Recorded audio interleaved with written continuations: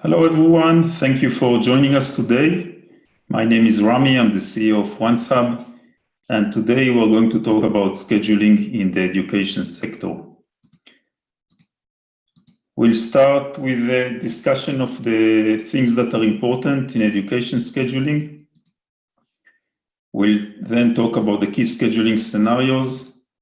We'll see some product demos, and we'll end with a Q&A session. So let's get started. So what's important in education scheduling? We've looked at our customer base to understand what are the key items they are looking for, and we'll share with you the key items. So first is FERPA compliance. We see a lot of demand for FERPA compliance. It's almost a table stake. Another important item is privacy and security in general. Many educational institutions are very much aware of the need for privacy and security, and this is also a major focus for us. So there is obviously a good fit, and there is a lot of information that we have on our Trust Center. Another important topic is branding. We see many educational institutions that use our branding features and brand their booking pages so that when students book, they are exposed to the university brand, and in many cases it becomes very relevant for admissions interviews where prospective students can get exposed to the university brand. In some cases, for some educational institutions, GDPR as well as HIPAA compliance are important if it's in the health sector. And for those educational institutions that use Salesforce, we see quite a lot of demand for Salesforce integration. And there is also demand for integration with Zoom for virtual meetings. Some educational institutions are using Exchange, on-premise Exchange. So Exchange integration is an important requirement, and many educational institutions also use our corporate connection features. So instead of each user having to reconnect their calendar, the connection is done with one mailbox, and any user that is added to the account doesn't need to connect their calendar. The calendar is already connected by default. And the last item is SMS notifications. We know that we cannot rely on students to always check their emails, so getting notifications via SMS is important, whether it's confirmations for the bookings or reminders. We see a lot of SMS usage in the education sector. In terms of the use cases, so educational institutions have three main use cases. We will display them on this 2x2. There is a personal page, which is typically a booking page, and there is a team page. A team page is what we call a master page. This is a page that can accommodate multiple team members. Team members are users that are receiving bookings.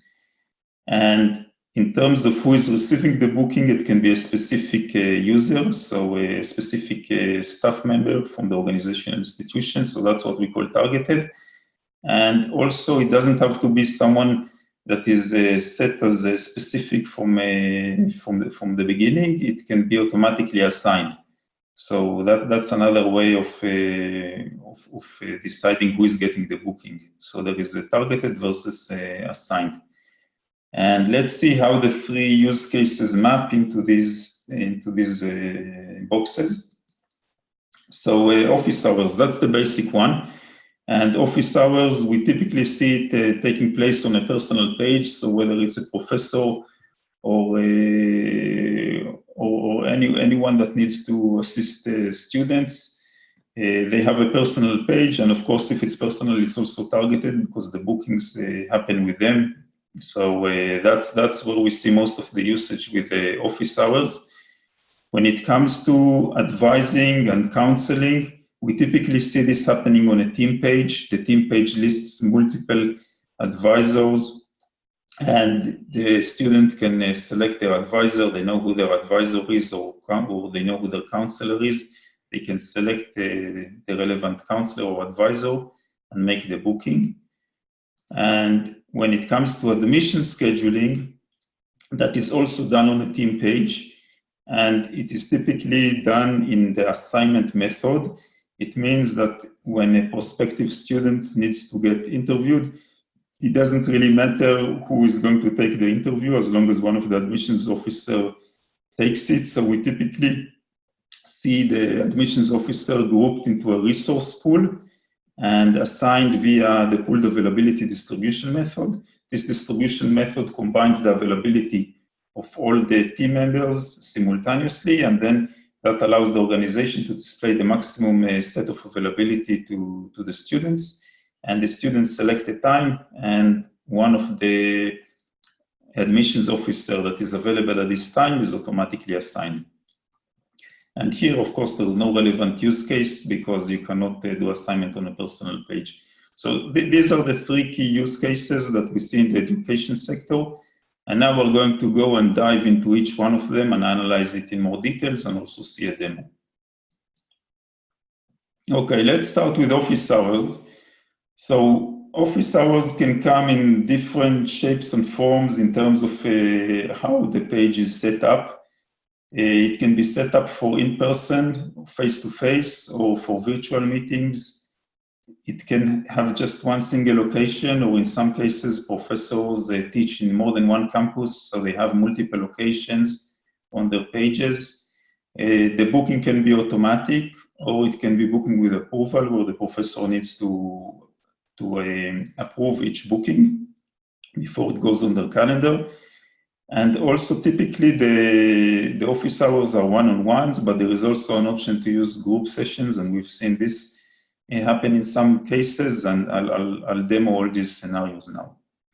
So let's switch to the product.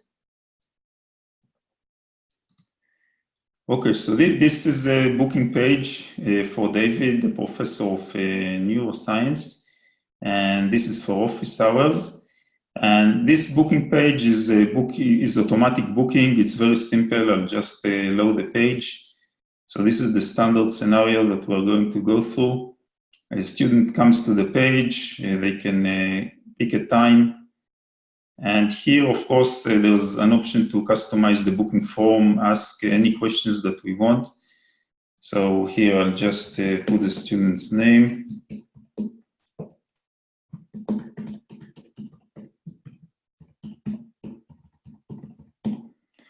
And the student can fill out any additional information that's required, can enter the mobile phone number. It can be a mandatory field. Here it's optional, but it can be mandatory. And you can ask additional questions, anything else. What does the student want to discuss? And the student submits, and the booking is automatically created in David's calendar. The student gets a booking confirmation. So this is switching. I'm switching to the student's email. So here it is. So David DeLong is the professor. So this is the calendar event that's coming from David's calendar. And we will see the booking confirmation from ScheduleOnce. This is how it looks like. And you can see the student can cancel or reschedule.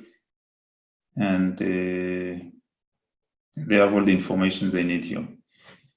So this is the automatic booking scenario. Now let's look at another scenario. So let's say that the professor teaches in more than one campus, or they also want to offer the option to do a web conference. So they can add meeting types, for example, to meet in the office or to do a web conference. And here the student will see a list of options. There can be more options, and they can just pick one and schedule exactly like we saw before. We don't need to go through the entire process again. So this was the second option. Another option is to use booking with approval.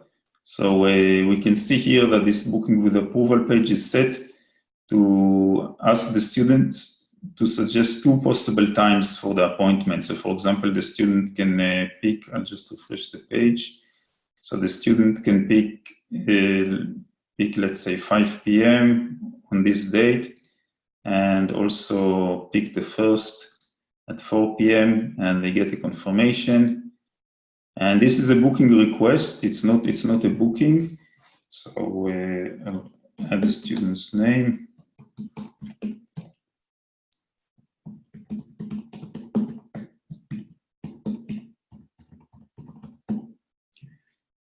And the student is going to submit the booking request, and it's a booking request only. And let's see what David gets. So let's go into the application, and I'll go to the activity stream. And here we can see the booking request. So it's in status requested. And of course, we can also approve it from here. So I can click the button, and here I can see this is the first time, and this is the second time. And here, of course, David can also see all the other bookings that he has. So we can see if he wants this one right after this one, it makes sense. So we can click schedule, and that's how the booking is approved. So this was a booking with approval. Okay, let's go into the fourth scenario. So this was booking with approval. And we talked about the option to make it a group meeting. So for example, here we have two meeting types. One is the one-on-one office hour, and another one is to have a study group. So let's say there is a certain exam. So here in preparation for the upcoming exam, so I'm offering exam study groups for groups of 2 students. So the way this will work is that the students will book themselves, and as soon as 2 students book the same time, it will become unavailable. So that's the scenario of using a slot for more than 1 student. Okay, so this was office hours. Let's go into the next scenario, which is academic advising and student counseling. So like we said before, here we typically see that either the advisor is selected first and then a meeting type, or the reverse, to select a meeting type and then the advisors that provide this meeting type. In student counseling and advising, we also see a lot of website integration, where this page is integrated into the student portal. So I'll show some examples of website integration. So let's go to this scenario. So this is a page for advising appointments. And you can see it's very nicely branded with the university building. And it lists the advisors. So a student can pick their advisor. For example, if Rachel is my advisor, and then I can see all the meeting types that Rachel provides. So for example, if I have a grade concern, I can pick this one, pick a time, and the name again.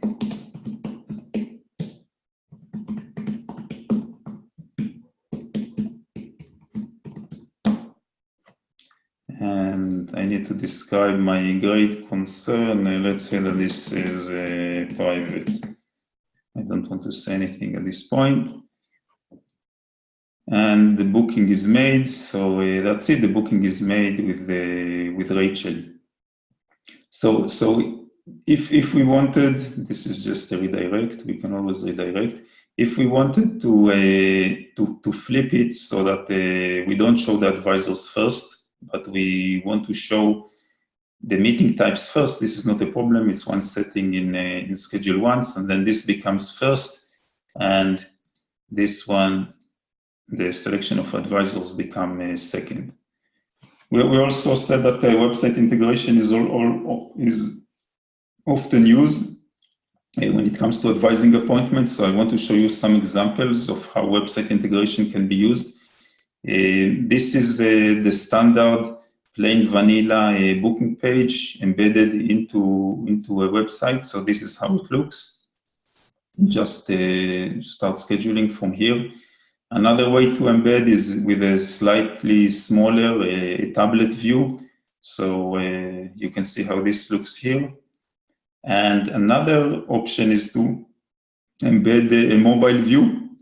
For example, here you can have the advisor with a little blurb, small bio, and you can have you can have a mobile view, and you can have all the advisors like this on a page. This is a very nice view.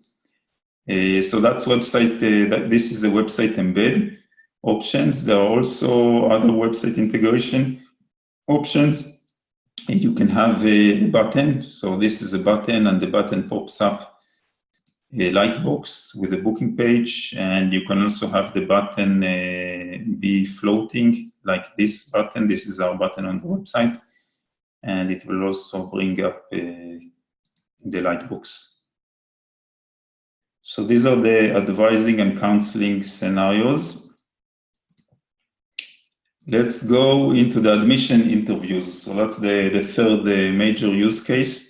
So here we see that pooled availability is used, and there are two main distribution methods. One is pooled availability, another one is round robin. So pooled availability combines all the availability that all team members have to offer, and it gives the student maximum choices to choose from. And round robin always shows the next team member in line. And this is heavily used in sales, but it is hardly ever used in admission interviews. The main one that is used is pooled availability. And here also we sometimes see single versus multiple event types. And there is also the option to do panels. So if the students, prospective students, need to be interviewed by more than one admission officer simultaneously, then we can set it up as a panel. Typically, these are one-on-one meetings, but we do see panels as well. So let's see how this one looks. We'll see it from the student side first of all. So this is another branded page, and select an interview. So for example, let's say I want to select the freshman interview. And now I'm not going to select an admission officer. The admission officer is going to be automatically assigned. Once I click a time, you can see that Terry Peters is automatically assigned.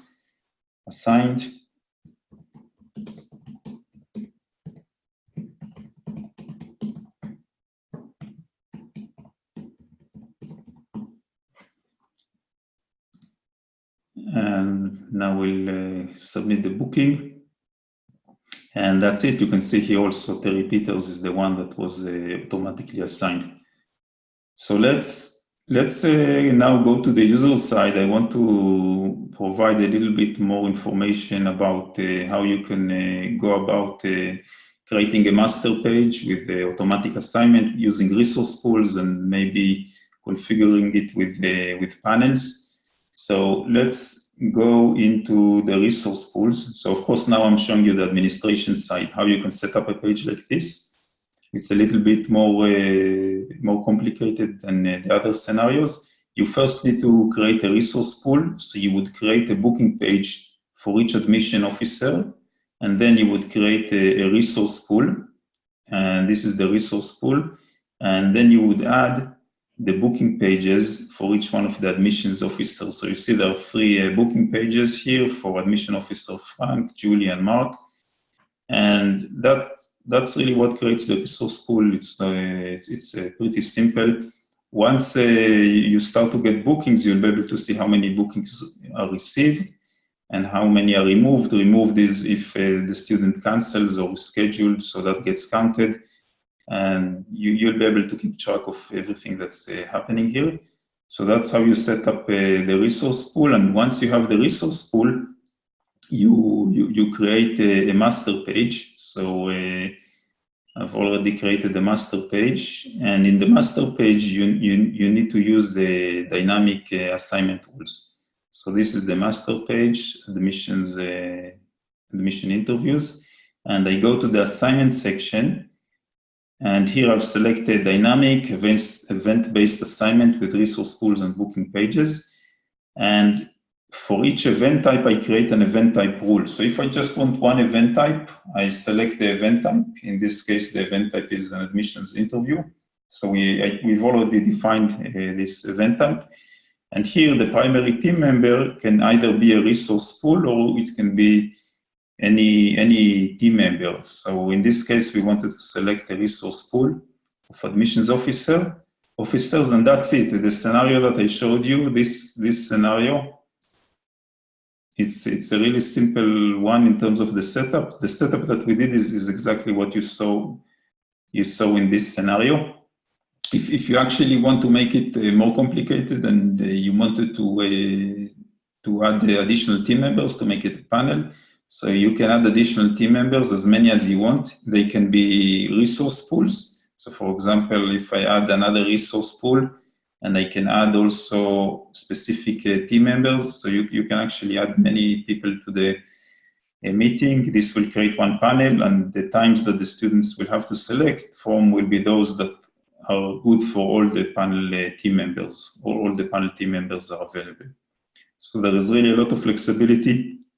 And if you need to create additional event type rules, you can just select additional event types and create any combinations of either one-on-ones or panels with single team members or groups. Everything is possible here. Okay, so that was the admissions interviews.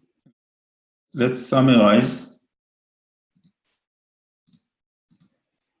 So in general, education is a scheduling intensive sector. Online scheduling in the education sector started way before it made its way into the corporate world. So in this respect, the scheduling sector is a pioneer of online scheduling.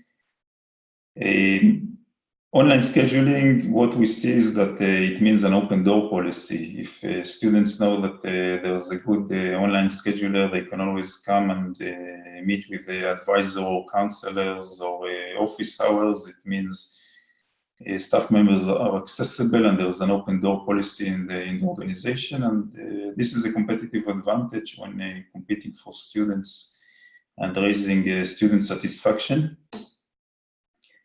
We see that there are multiple scenarios, so we covered the three key scenarios, but there are more also in the poll. There are other scenarios that we are also aware of, but there are niche scenarios, so we didn't cover all of them. But the thing is that each scenario can have multiple permutations, as we saw. And the message that I want to come across is that ScheduleOnce is flexible. So you need to really make sure that your setup is optimal. If you're not sure if it's the best and you want to consult with us, we'll be happy to help. You can contact us at support@OnceHub.com. We'll be happy to help you fine-tune the scenario, and there is a very good chance that whatever adjustments you need, we will be able to support them out of the box. So thank you very much, everyone, and have a good week. Bye-bye.